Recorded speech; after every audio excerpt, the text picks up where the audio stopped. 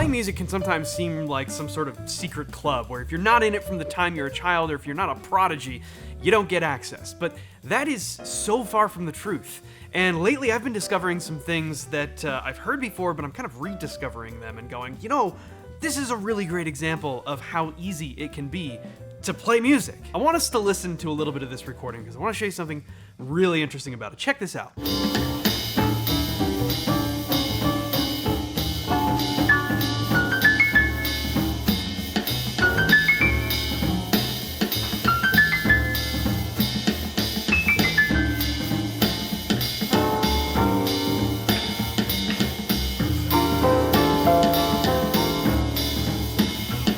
What a groove.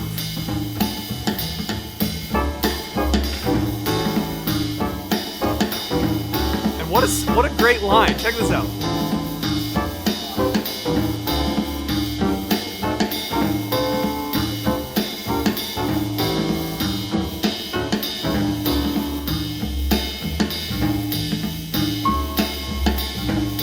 Okay, we gotta stop there because I want to actually break this down.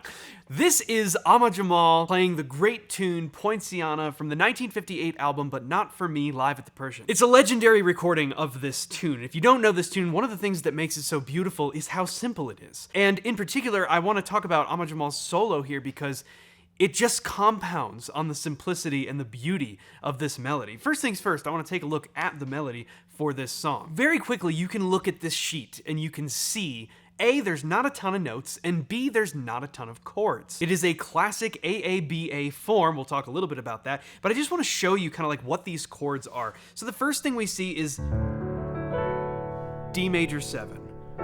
Okay, and that's held for a full 2 bars before it switches very simply to D minor 7. Now don't worry about the notes that I'm playing here. That's all maybe a little more advanced, but like we're just talking about what these chords are, right? And then bar 5 goes down to G minor and then back to D major. Listen to how beautiful that sequence is. D major 7, D minor 7, G minor 7, and then just...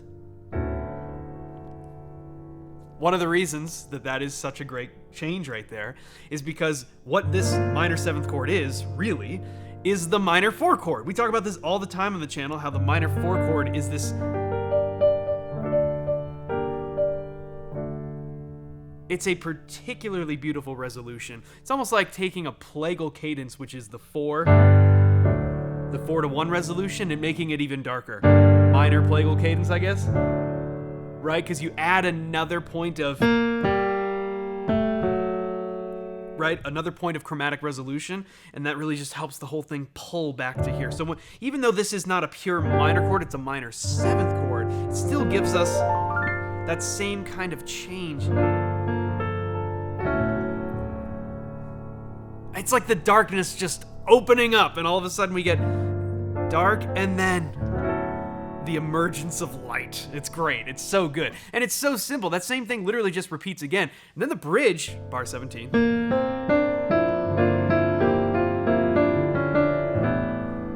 I like playing this as a sus chord. I think it sounds really nice.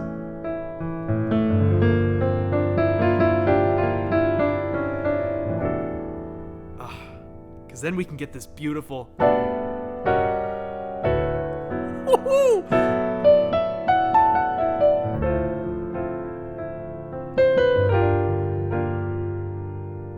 Ooh, can we do this? Oops, that wasn't right.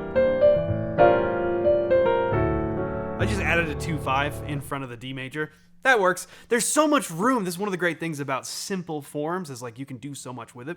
But I want to in particular check out Ahmad Jamal's solo on this because we started listening to it, but it is just such a beautiful representation of how simple playing can be. And we're going to take a look at a few other examples. My goal here is to prove to you that like learning this stuff, even the magical art of improvisation, making it up as you go along, it doesn't need to be that difficult. This is one of the greatest pianists of all time in the jazz world. And we're going to see how sparse, how much space exists in this beautiful solo.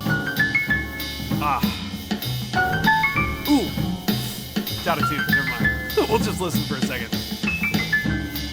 at that. Then we get the melody again.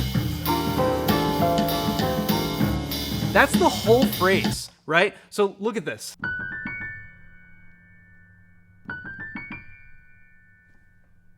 Tell me that's not call and response right there, right? And then here's another call and response.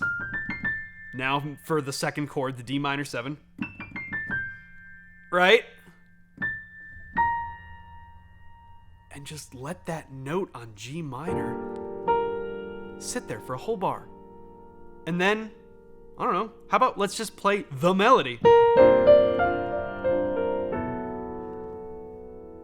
That's so brilliant, and there's a few reasons why it's so brilliant. I mean, not only is it a really great outlining of the harmony here, but, I mean, talk about room to breathe, right? Room to breathe, and playing the melody as part of an improvised solo is slept on. I'm telling you, it's like, what a great way to tie it back to where we are in the piece at this moment. Now, another way to create incredibly simple but effective lines is to use a repeated pattern. Now, we already did that to some degree, right, with this. If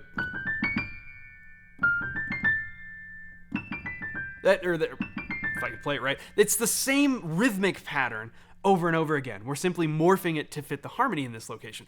But then the second time through the A section, check this out. Sounds like there's kind of a little chromatic. The voicings are hard to hear, but the melody is purely just.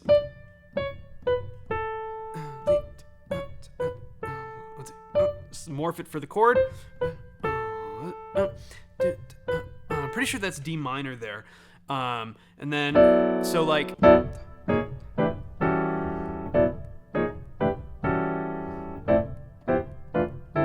Something like that, I don't know.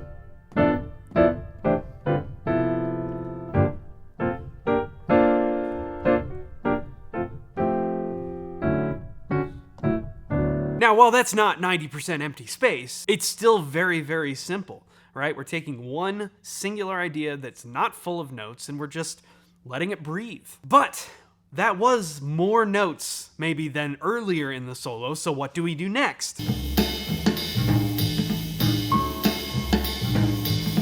Check that out.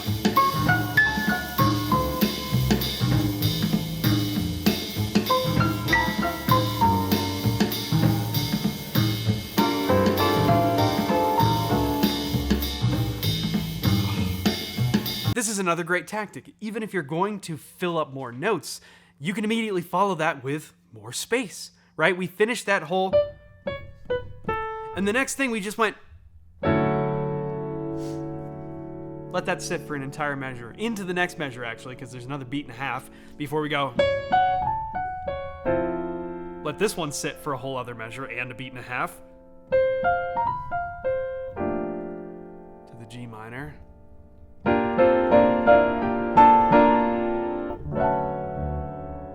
Are there things in this that would require you to understand things like some scales and chords? Yes, of course. But the point is, you don't have to fill everything up. You know, maybe one of the best examples of this, there's this incredible concert between two of the greatest pianists of all time, Oscar Peterson and Count Basie.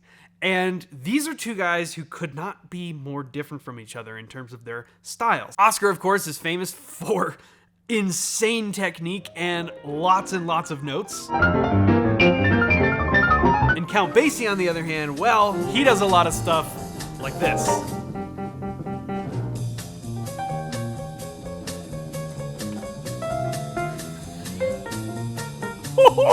Check that out. I want you to appreciate that for a second, because listen to this again. Wait.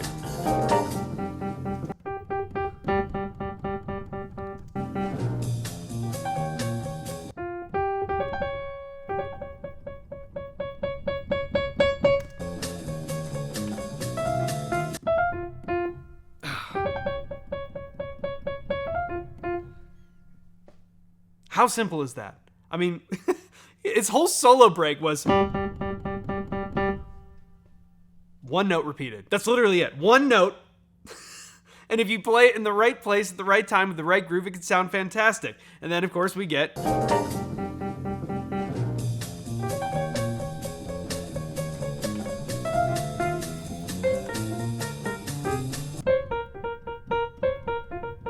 Check this out. This is a classic Count Basie line.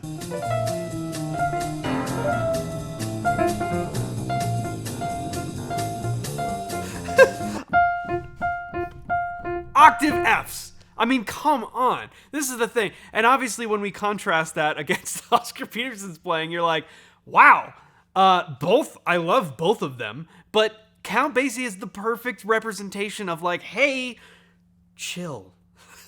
You don't need all that much. Here's another classic example. A lot of you have probably heard this one. This is one of the most famous jazz solos of all time, and another great example of restraint.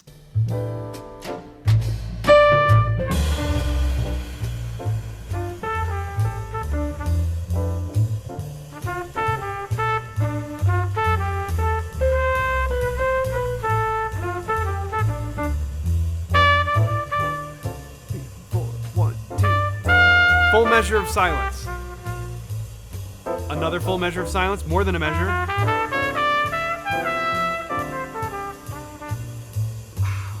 Space. Now, of course, as Miles starts to play, yeah, he's playing more notes, but like just the how chilled that is and how much space there is between phrases. You know, a lot of the thing that can happen with instruments, especially the piano, where we don't have to breathe, is we can forget that what we want to hear is like singing, right? And singing can sometimes be a very, very small amount of information. You know, it can just be one note, as Count Basie demonstrated, or there could be a ton of space, as we're hearing Miles use here. Music can be almost entirely empty space, and yet it can still have an insane impact. You know, and it's one of the things that I think it's just like so important for us to remember, that we don't have to play incredibly complex things. We don't have to know every single scale and every single lick and run that you can possibly transcribe from every one of your favorite recordings ever in order to play beautiful, groovy music. It worries me sometimes that without understanding things like this and without thinking about it in this context, people are afraid just to start. I know I was when I first started improvising. And maybe you feel like this is where you're at just even starting to play this instrument at all. It's one of the reasons why I wanted to build the Better Piano System, which is like everything that I've learned in my career and everything that I maybe was confused about, that after a while I figured out and I went, oh, that's what that means. It's just like taking all of that stuff, putting it in a one singular box and being like, here. And you guys, I want to remind you that that is available. It's brand new. It's my biggest project ever, and it's available for pre-sale right now. It's like 75% off what the price is going to be once the thing is fully out. It's under $100. You can get it at the link in the description down below.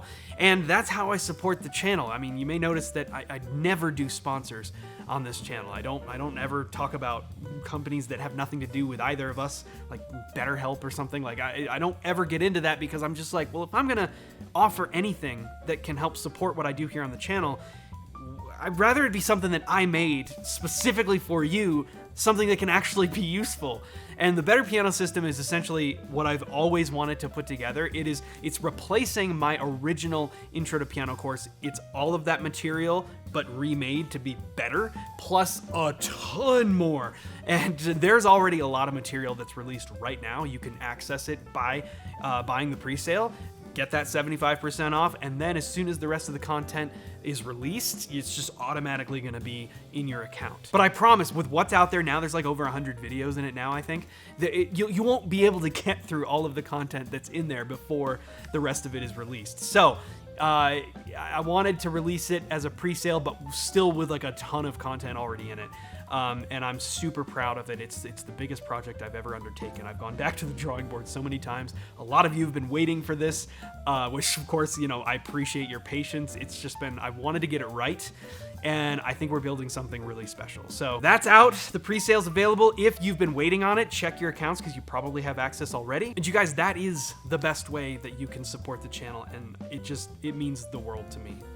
It helps me do what I love to do here, which is talk about all this stuff, talk about music in a way that hopefully maybe can inspire some of you to want to try it yourselves, because my whole thing is like, hey, you can do this stuff. So between talking about things like this and then building education products for you that I feel will really help you in the best way possible, get to where you want to go in music. That's been my mission. So I would appreciate you checking that link out if it's something you're interested in. If not, that's totally fine. I'm glad you're here. And hopefully you're as excited about music as I am. And yeah, that's going to be all. So link in the description down below. Be sure to check that out. Thank you so much for watching this video, and we'll see you in the next one.